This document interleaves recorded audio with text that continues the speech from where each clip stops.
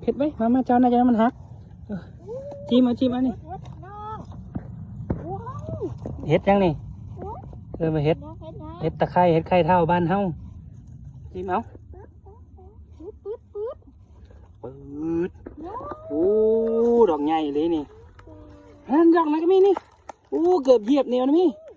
โอ้ยกำลังอ้อนี่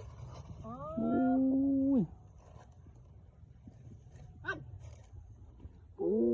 ยเดี๋ยวสองจะมาเหยียบลูกเอาแล้วแม่ตัวยอดนั่นกันนานอีเดี๋ยวดอกนึงดูเชื่อแต่วันก็จิ้มกันนี่แหละเห็นบ่โอ้นี่บอกให้ใหญ่อะไรเลยจิ้มเอาแล้ว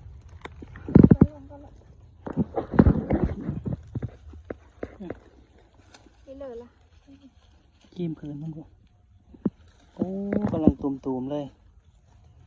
เคยเห็นนี่โอ้เหมือนปนแจวเนี่ยเอามาใส่ดอกนั้นนะจิ้มบุดนะถมไว้น้อยมาใครจะอยู่รวมนี่ปะนี่เหรอเนี่ยเราจำเราก็น้อยเสียดายอย่างที่นั่นเรื่องมันน้อยก็ได้เอาเลยบะเอาก็ไม่ได้ตากเอา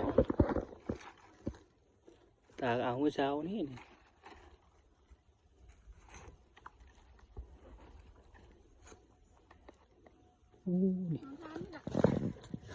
ี่หลุมเด็กอ้อมาไปเห็นเบียดโอ้นี่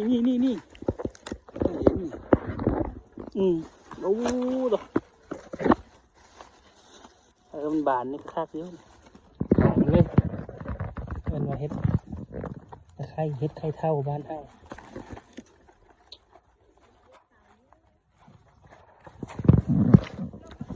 มันดอกน้อย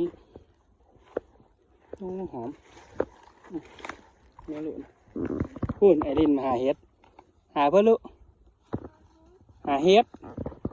ไม่เป็นน้ำพอพี่ยินหาเฮ็ดเป็นจิ้วหาอยู่สวนมันไอรินเฮ็ดปูมันด้วยนี่